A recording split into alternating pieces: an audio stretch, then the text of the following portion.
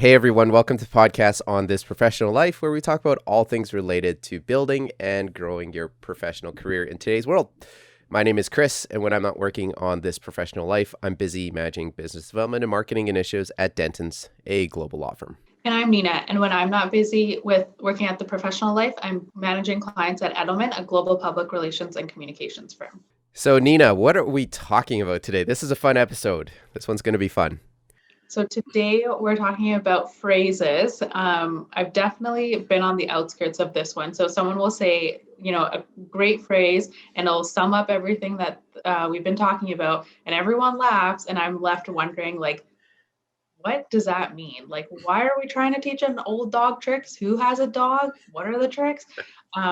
So just working through some of those today so that we can all have a better sense of what people are actually saying and what it means, and maybe trying them out ourselves as well in conversation. Yeah, as much fun as I had researching some of these idioms that I've found, I have to say that if I would have known some of these,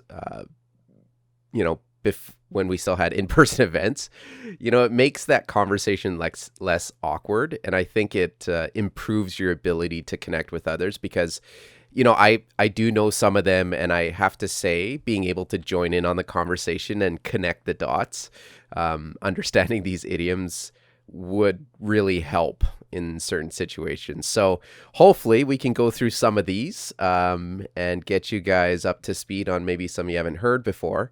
But before we begin, Nina, you wanted to start with Zoom. I wouldn't call them idioms, but I think things that people are hearing a lot on Zoom. I know this week, one I heard a lot of is I have a hard stop at 10 o'clock. And, I don't find those annoying. I think those are great. You're preparing everybody on the call to wrap up all their points ahead of time. But anyways, you have a bunch of Zoom ones that you want to maybe go through. Yeah, let's start with the hard stop one. So that one, I can't really think literally what it means, but when you do hear it, you're like, what is a hard stop? Will your internet cut out, or are you going to get, how Zoom puts you into different working groups? Is that what's going to happen? But all that means is that person has another meeting to attend to, and they just need to hop off right then. And Chris, we were just talking earlier that sometimes, that's actually great information to have, and you can be resourceful and you can actually manage your time better when someone mentions that. So you can either have that person start off the call so they can hop off, or, as the rest of the team members, you can just be a little bit more efficient with your presentation or your communication so that person can definitely jump off. Leading into my next one, jumping into another call.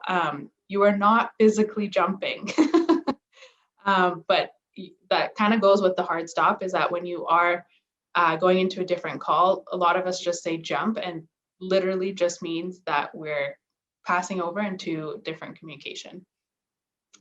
Another one I've also been hearing lately is circle back. Sometimes I hear why some people are getting annoyed with some of these phrases just because we're hearing them so often. But circle back just means to summarize, to review everything that we've talked about, to make sure that we're all on the same page going into the next meeting or conversation. I will admit I use circle back a lot. Circle back, even on conference calls. I use that a lot. And I think I use it more to bridge. Good Lord, we're using idioms this whole thing. I usually use it to bridge or wrap up the meeting, to say, I'll circle back with you. I use that one a lot. There is one thing I've heard, how, I think the word is mnemonics, but how you will use different, when you meet someone for the first time and say that their name is Jen. And then you'll make that comparison of oh, Jen is also Jennifer Aniston on the Friends. And then you've created this connection. Now you remember this individual's name. So I find that sometimes some of these idioms, they're probably comparing them to a situation that had occurred so that you could remember what that means. But I'm going to look that up because that is an interesting topic. Okay, let's dive into these. There we go. Everything's an idiom here. All right, let's dive into some of these phrases that I would say are quite commonly used. Some of them I had to look up, some of them I've heard before, and most of them I think we understand what they're about. But I did find some origin stories behind them, so I thought that'd be interesting. Nina, a few that you found: soup to nuts, faint of heart, teach an old dog new tricks. That one's very, very common. I'm assuming older dogs who aren't trained won't know the tricks, and it's hard to teach them, so they just use that as a phrase. Beat around the bush, that's another one. I hear a lot of people like, hey, I'm not going to beat around the bush, I'm going to get to the point. So that's another one. One that very common, I would say, around the networking circles, pre-COVID in-person events. Make a long story short. If I had a dollar or a dime if I had a quarter for every time I heard make a long story short, I'd be a very rich person. But yeah, make a long story short. I will admit too, I use that sometimes where I'll say, okay, just, make a long story short. And I end up telling the story that takes like 10 minutes. So did I really make it short? Why did I even have to preface that? Yeah, that's like, when you tell someone like, oh, don't look, and everybody looks, like you can't help but not look. Exactly. Okay, some that I found, interesting backstories to.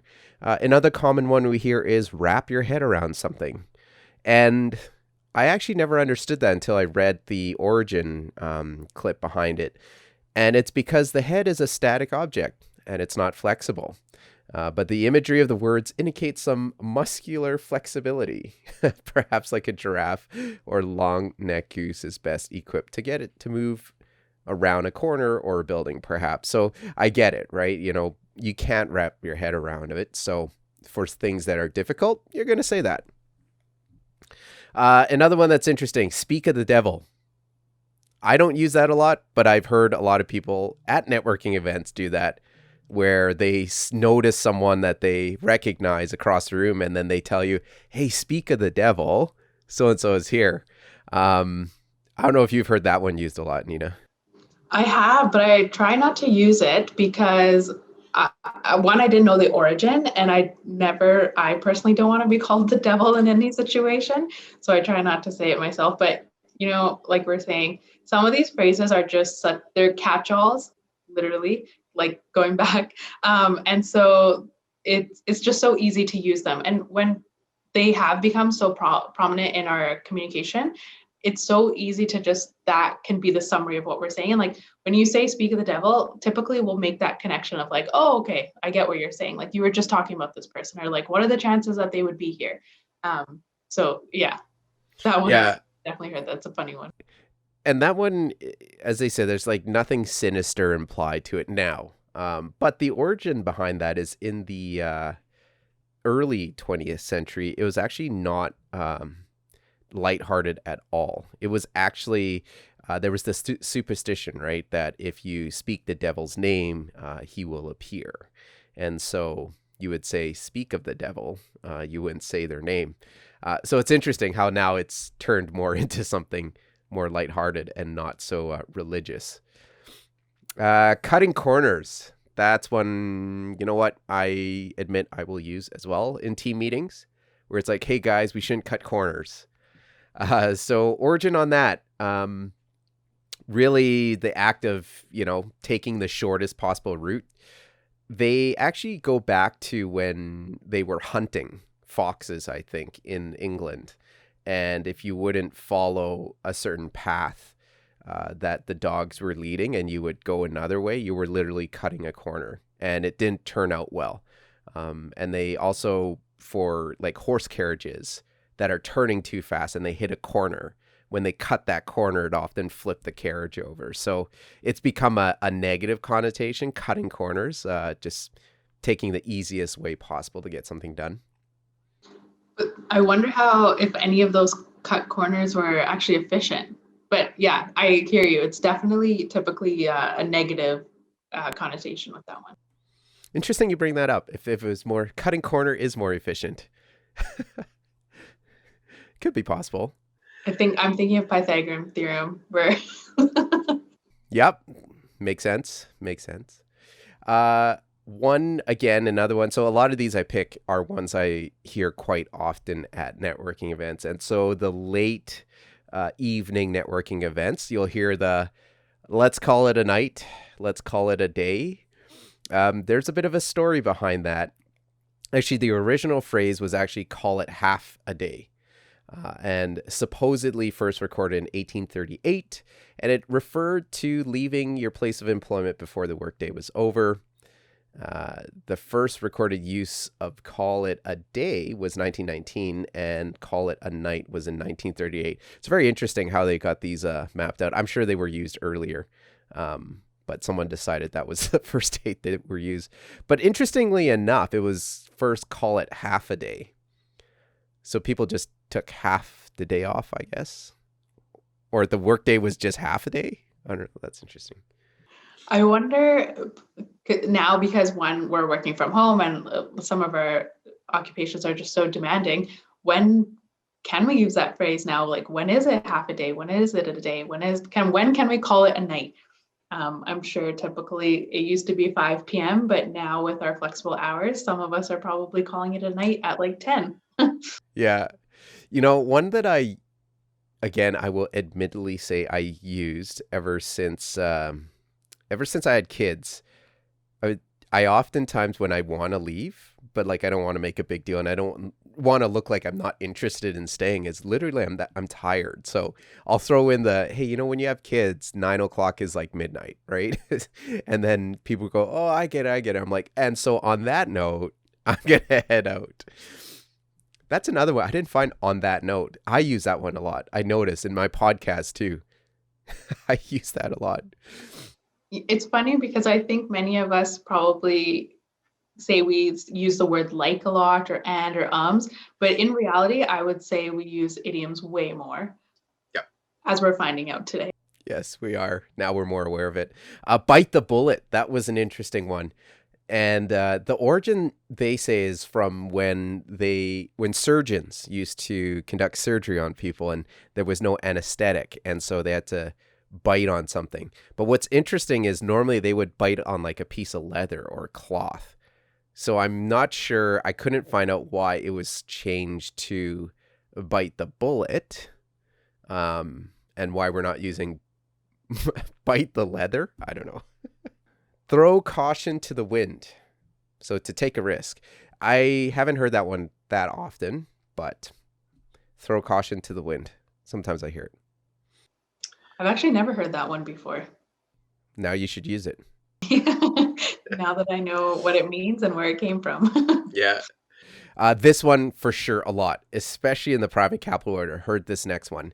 You can't have your cake and eat it too. Have you heard that one, Nina? Yes, but I don't understand because I always have my cake and I eat it too. I would never cut a slice of cake and then not eat it. So this one, I know I get what it means, but it just never made sense to me. Yeah. And it's interesting. So the origin is that it can be used to say that one cannot have two incompatible things, or that one should try to have more than what's reasonable. So the proverb's meaning is similar to phrases like you can't have it both ways, or you can't have the best of both worlds. And you know what? I do hear that one a lot. You can't have the best of both worlds, right? And I don't know. I would say some entrepreneurs out there would like to challenge people whenever they hear that. Sure, I'm going to have it all. Another common one is you can't judge a book by its cover. That one obviously we hear a lot of. Nina, what's that one about? So that one, I guess I can speak to the origins quickly. So it is a phrase attributed to the 1944 edition of an African Journal of American Speech, so that you can't judge a book by its binding. And it was actually more popularized when it appeared in 1946, a murder mystery, so Murder in the Glass Room by Lester Fuller and Edwin Rolfe.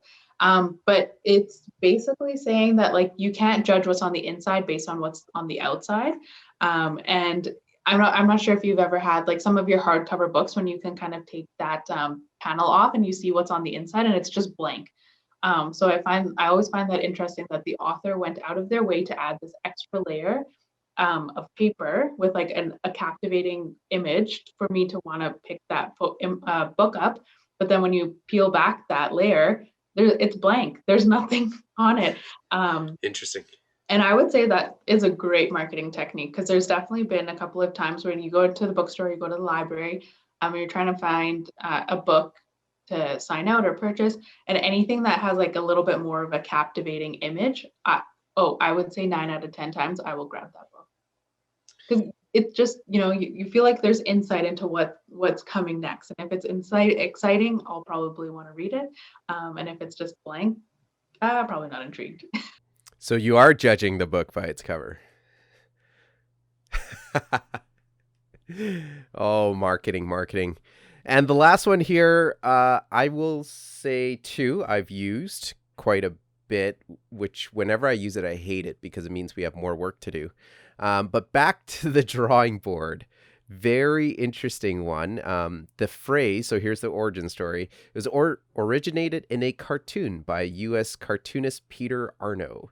And actually, I saw an image of it, and what it was a cartoon. It showed a plane that just crashed and was smoldering on the ground, and literally the engineers were walking away, and the person was walking away, and on the bottom of the caption said, back to the drawing board. And so that was the first time that it was used. And of course it meant, okay, we got to fix this plane. But it has been since used everywhere now. Whenever an idea doesn't work or you're executing an initiative and it doesn't work, we all say back to drawing board. And yes, I use it a lot. Speaking of airplanes, another one that is my favorite is building the airplane as we're flying. And it sounds so impractical. It sounds like a safety hazard, but that is so often the case when you're crunched for time or you're not really sure. It's the first time you're doing something, so you're kind of like building it as you go. But yeah, definitely the first couple of times I heard that, I was like, this does not sound like a good idea. And it's typically not. Well, and isn't that maybe the reason why you say it, right? It's not a good idea that we're building it as we go. Maybe it is a warning. Although there are times where people are like, no, we're going to build it as we go because we don't know what's, going to happen. I don't know. Just hope that you don't cut any corners there, because then you'll be back to the drawing board. we could combine a lot of these together, couldn't we? Oh, yeah. And you'd have to piece each and every one to understand what it meant. But yeah. All right, everyone. Thanks for taking the time to listen to this fun topic today. And maybe you've learned some new idioms that you can use at your next Zoom meeting or when things open back up, your next in-person meeting. Make sure to drop your comments below. Let us know some of the idioms that you've heard that we didn't cover today. We'd like to hear from you. Don't forget to hit the subscribe, follow, and like button, as every little bit helps, and shoot us a message on other topics you'd like us to cover in future episodes. I'm Chris. And I'm Nina. Thanks for joining us today.